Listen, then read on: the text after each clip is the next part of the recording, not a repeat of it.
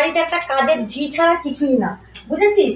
ও আর ওদেরও আর কোথাও যাবার জায়গা নেই, তার জন্যই তো তুই আছিস, ঠিক আছে? তুই বলি রান্নি বান্নি পাটকন্নি ঝাঁটানি এইসব, হ্যাঁ? তুই কিন্তু স্বামীর স্ত্রী হতে পারিসনি, তোর স্বামীর কিন্তু স্ত্রী হতে পারিসনি।